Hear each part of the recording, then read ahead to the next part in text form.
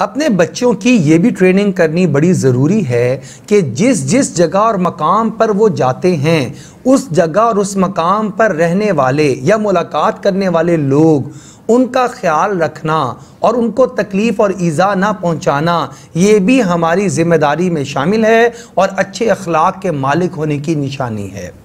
मिसाल के तौर पर हम अपने बच्चों को मस्जिद लेकर जाते हैं, तो मस्जिद में जाकर हम नमाज अदा करते हैं, तो हमें ख़ुद पता होना चाहिए कौन से नमाजी ऐसे हैं जो कुछ अरसे से नमाज़ पढ़ने नहीं आ रहे। शायद वो बीमार हों,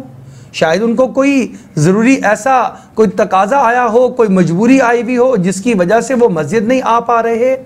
जब हम उसमें दिलचस्पी लेंगे, दूसरे नमाजियों से पूछेंगे, दोस्त अहबाब से पूछेंगे, तो बच्चा भी सीख रहा होगा कि मुझे भी अपने इर्द गिर्द जानने वालों का ख्याल रखना ज़रूरी है।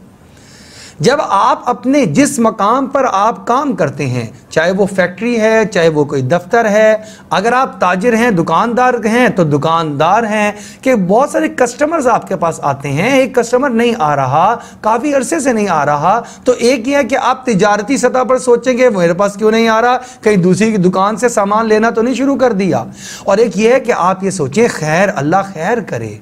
अल्लाह करे वो सेहत के साथ हों,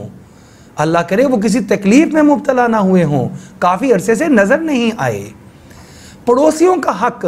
ये भी अल्लाह रब्बुल इज़्ज़त ने कुरान पाक में बयान फरमाया है, वल जारि दिल क़ुरबा वल जारिल जुनूबी, जो तुम्हारा करीब का पड़ोसी है और तुम्हारे साथ सवारी का पड़ोसी है, इसके भी हुकूक है जो तुम्हें अदा करने हैं। हज़रत अब्दुल्लाह इब्न उमर रज़ी अल्लाह तआला अन्हु बड़े जलील क़द्र सहाबी हैं, उनके घर एक दफ़ा बकरी ज़िबा हुई, तो उन्होंने जब घर आए तो आकर पूछा कि भाई बकरी ज़िबा हुई थी, बकरी का गोश्त तो काफ़ी ज़्यादा होता है, तुमने तकसीम भी कुछ ना कुछ किया होगा, रिश्तेदारों आइज़ा वक़ारिब को भी मेरे पहुंचाया होगा। घर वालों ने बताया कि हाँ जी पहुंचा दिया। अच्छा, मेरे पड़ोसी को भी पहुंचाया कि नहीं पहुंचाया? हालांकि वो पड़ोसी गैर मुस्लिम था, नॉन मुस्लिम था, यहूदी था, लेकिन इनके ऊपर हक था कि अपने पड़ोसी का ख्याल रखें, इनको तकलीफ़ और ईज़ा भी ना पहुँचाएँ, और अगर कुछ खाने के लिए अपने पास अच्छा मौजूद है तो अपने पड़ोसी को भी उसमें शरीक कर लें। और फिर आप सल्लल्लाहु अलैहि वसल्लम की हदीस मुबारका पढ़कर सुनाई कि हमें नबी अकरम सल्लल्लाहु अलैहि वसल्लम ने पड़ोसियों का इतना ख्याल रखने का और इतने हुकूक अदा करने की ताकीद फरमाई कि हमें ऐसे लगने लगा शायद ये पड़ोसी हमारी विरासत के अंदर भी शरीक हो जाएंगे, और हमारे फौत होने के बाद जिस तरह रिश्तेदारों को हमारी विरासत मिलेगी, औलाद को मिलेगी, इसी तरीके से शायद हमारे पड़ोसी को भी विरासत जाएगी।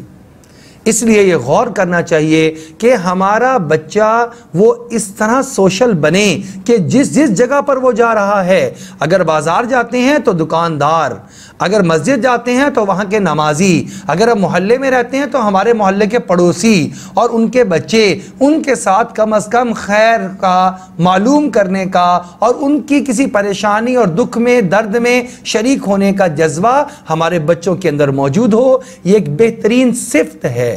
अगर ये बच्चों के अंदर सिफ़त हमने पैदा कर दी तो इंशाअल्लाह सारी ज़िंदगी ये सिला रहमी करते रहेंगे, और सिला रहमी की वजह से इनको दो बड़े इनामात मिलेंगे। नबी अकरम सल्लल्लाहु अलैहि वसल्लम ने इरशाद फरमाया, अगर कोई तुम में से ये चाहे कि तुम्हारी उम्र में बरकत हो जाए, उम्र तुम सही तरीके से ज़िंदगी जियो,